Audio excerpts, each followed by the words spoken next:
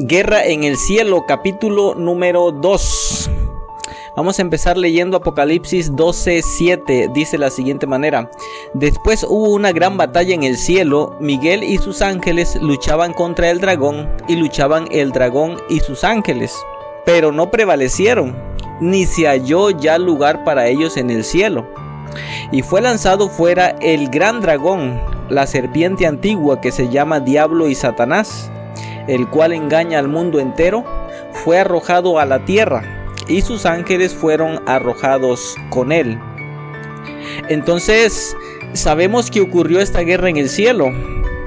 Sabemos también que el diablo perdió la batalla y que como consecuencia fue expulsado a la tierra. Aquí surge una pregunta interesante. ¿Por qué será que fue arrojado a la tierra? ¿Por qué no lo habrán arrojado a algún otro lugar, alguna otra parte?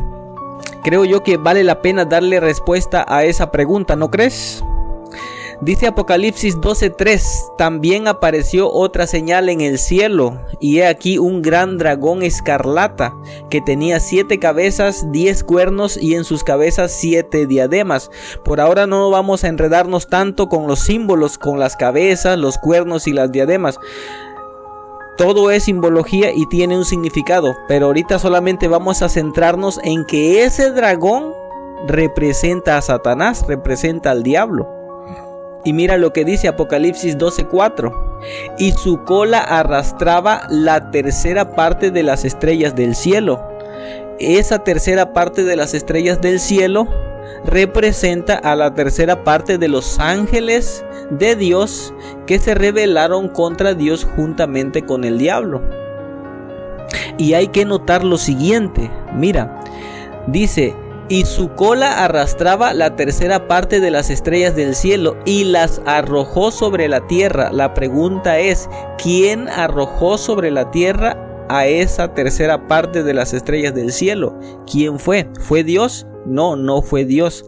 Aquí Apocalipsis nos está diciendo que el diablo venía arrastrando a esta tercera parte de las estrellas del cielo y que el diablo las arrojó sobre la tierra. Así que podemos darnos cuenta que en una primera instancia quien decidió venir a la tierra fue Satanás. Muy probablemente en esa primera ocasión cuando vino a la tierra fue cuando vino a engañar a Adán y Eva en el jardín del Edén. Obviamente después de vencer a Adán, o más bien después de engañarlo y hacer que desobedeciera a Dios, Satanás se convierte en el amo y señor de este planeta. Por lo tanto, este planeta pasó a formar parte del territorio de Satanás. Y desde aquí el diablo organizaba su rebelión, es decir, se convirtió como en su centro de mando. Ahora mira lo que dice Apocalipsis 12:12: Por lo cual alegraos cielos y los que moráis en ellos. Ay de los moradores de la tierra y del mar, porque el diablo ha descendido a vosotros con gran ira, sabiendo que tiene poco tiempo. Es interesante que dice: alegraos cielos y los que moráis en ellos. Significa que la victoria en el cielo fue un motivo de alegría para quienes viven allá. Fue un motivo de gozo. Pero también dice: ay de los moradores de la tierra, porque el diablo ha descendido a vosotros con grande ira, sabiendo que tiene poco tiempo. Esto es interesante porque el diablo supo que tenía sus días contados solo hasta después de que Cristo resucitó de entre los muertos. De hecho, cuando Jesús estaba muerto, el diablo todavía tenía la esperanza de que Jesús no resucitara. Pero cuando Cristo resucita, se levanta de los muertos, entonces el diablo supo que tenía sus días contados. Porque imagínate, si en su forma humana no pudo derrotarlo cuando era débil, cuando era vulnerable, después de resucitar y después de regresar al cielo y recuperar el lugar que tenía con Dios antes de venir a la tierra, mucho menos. Entonces notemos lo que dice Apocalipsis 12:5. Dice: y cuando vio el dragón que había sido arrojado a la tierra, persiguió a la mujer que había dado a luz al hijo varón. ¿Quién es este hijo varón? Apocalipsis 12:13 dice: y cuando vio el dragón que había sido arrojado a la tierra, persiguió a la mujer que había dado a luz al hijo varón. ¿Quién es este hijo varón? Apocalipsis 12:5 dice: y ella dio a luz un hijo varón, que regirá con vara de hierro a todas las naciones, y su hijo fue arrebatado para Dios y para su trono. Obviamente ese hijo entonces se refiere a Cristo. Y la mujer debe de referirse a la iglesia que formaron los apóstoles después de que Cristo se fue. Investiguemos un poco sobre esta mujer que aparece en Apocalipsis. Dice: y apareció en el cielo una gran señal, una mujer vestida del sol, con la luna debajo de sus pies, y sobre su cabeza una corona de 2 estrellas. Y estando encinta clamaba con dolores de parto en la angustia del alumbramiento. Todas estas figuras son símbolos, todo tiene un significado. La mujer vestida de sol, el sol tiene un significado, la luna debajo de sus pies tiene un significado, la corona de 2 estrellas tiene un significado. Pero esta mujer representa al pueblo de Dios aquí en la tierra y se le conoce como la novia, como la esposa o como la prometida de Cristo. Es su iglesia. Apocalipsis 12:13 dice: y cuando vio el dragón que había sido arrojado a la tierra, persiguió a la mujer.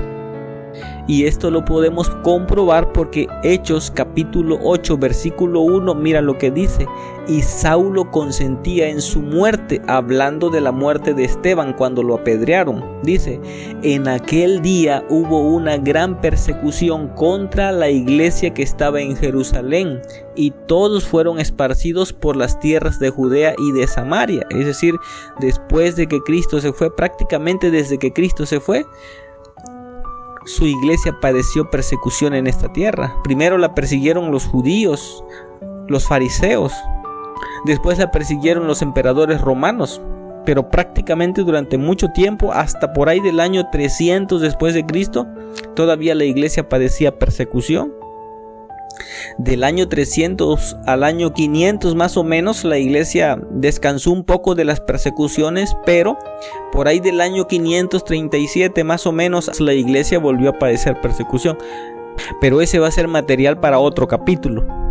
Por ahora vamos a centrarnos en este dragón que persigue a esta mujer. Mira lo que dice: entonces el dragón persigue a la mujer. Pero para no hacer larga la historia, la mujer se escapa y no logra destruirla. ¿Y qué es lo que hace el dragón cuando se da cuenta que no puede destruir a la mujer? Porque allí en Apocalipsis 12 se mencionan algunas cosas que ocurren, algunas circunstancias, al fin y al cabo, que no logra alcanzarla con lo que pretende destruirla. Apocalipsis 12:17 dice: entonces el dragón se llenó de ira contra la mujer y se fue a hacer guerra contra el resto de la descendencia de ella, los que guardan los mandamientos de Dios y tienen el testimonio de Jesucristo. En otras palabras, como no pudo destruir a la mujer, se fue a hacer guerra contra cualquiera que tenga las características de la mujer, o sea, sus descendientes. Este texto es muy revelador porque hasta ahora nosotros sabíamos que el diablo había sido un querubín protector, número 1. Sabíamos que se había rebelado contra Dios en el cielo. Sabíamos que había tratado de quitarle a Dios su trono. Pero aquí surgen algunas preguntas bastante interesantes.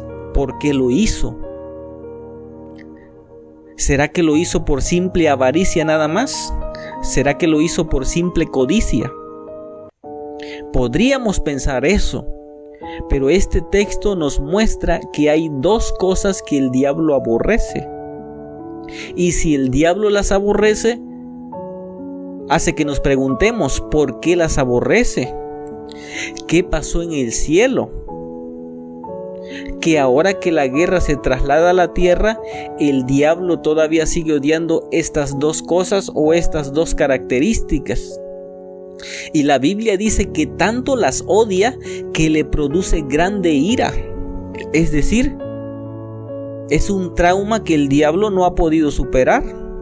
¿Cuáles son estas dos características? Apocalipsis 12:17. Y se fue a hacer guerra contra el resto de la descendencia de ella, los que guardan los mandamientos de Dios. Aquí está la primera característica. El diablo tiene un odio y le causa grande ira los mandamientos de Dios. Pero también menciona otra característica: los que tienen el testimonio de Jesucristo, es decir, todo lo que tenga que ver con Cristo al diablo le irrita, le da coraje. La pregunta es ¿por qué?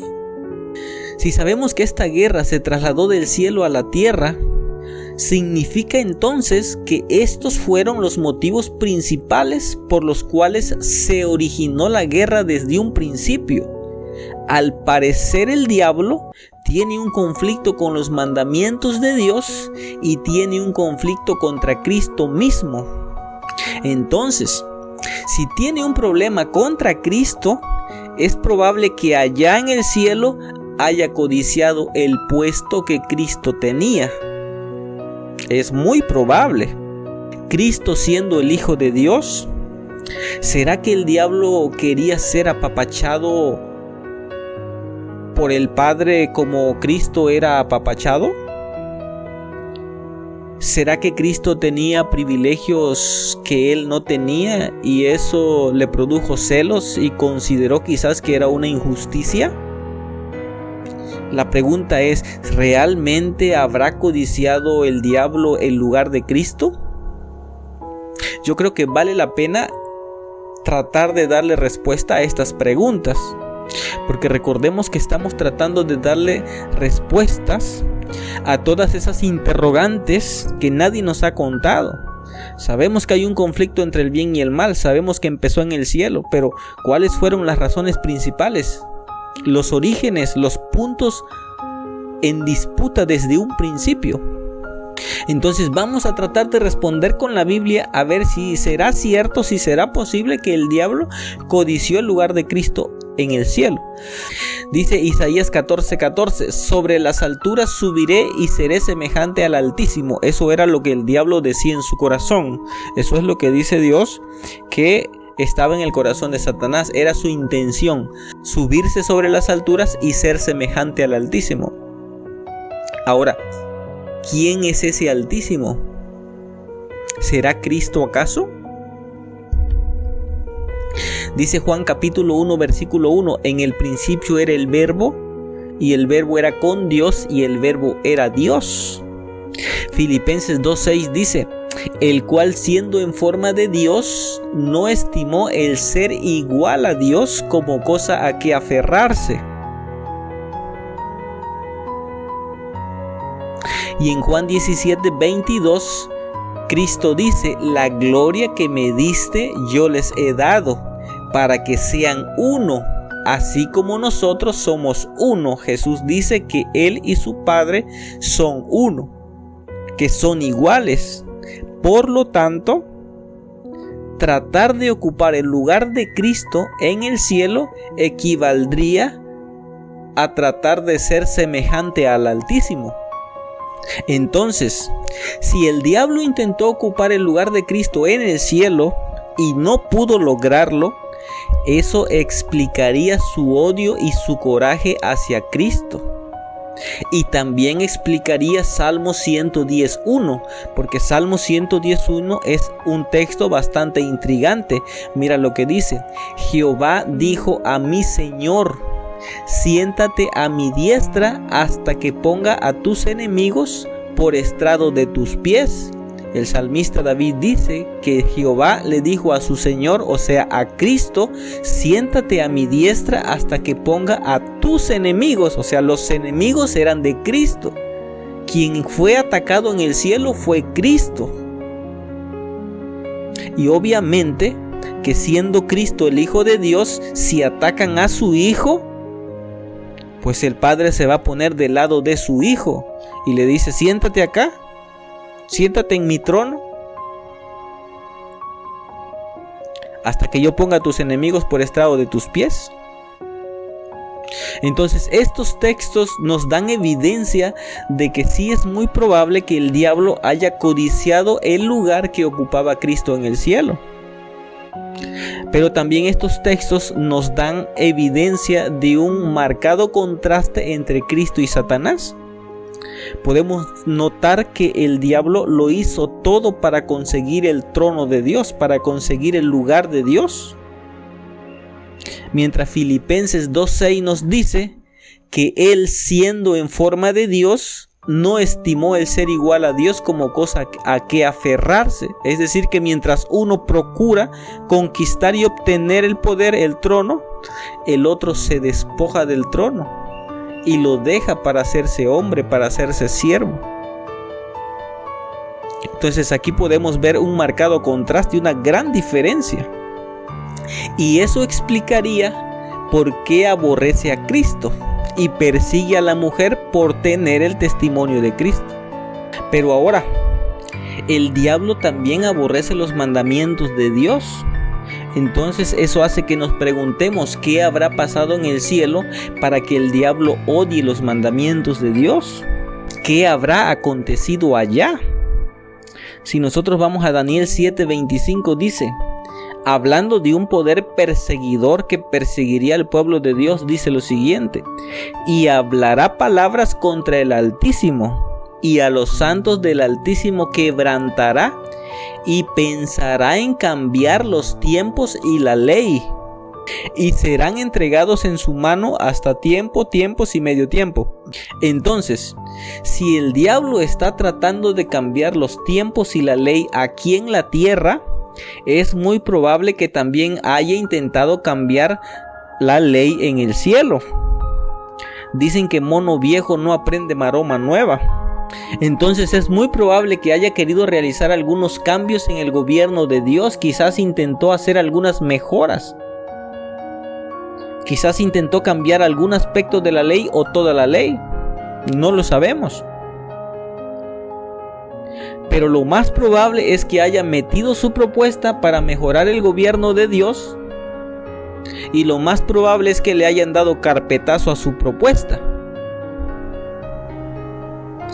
Yo imagino que Dios le dijo algo así como que: mira, agradezco mucho tu iniciativa, pero pues aquí no vamos a cambiar nada. La verdad es que yo soy eterno. Siempre he gobernado así, desde antes de que tú fueras creado, y hasta ahorita todo el mundo ha sido muy feliz, todo el mundo está contento, todo el mundo es dichoso, a nadie le falta nada, todo el mundo tiene lo que quiere. Es buena tu iniciativa, agradezco tus sugerencias, pero el hecho de que pretendas mejorar lo que yo hice sugiere dos cosas. Número 1. Sugieres que lo que yo he hecho no es perfecto. Y lo siento mucho, Lucifer, pero la verdad, yo soy un Dios perfecto. Número 2. Si estás sugiriendo mejoras, quizás es porque te consideras más sabio que yo. ¿Es eso, Lucifer?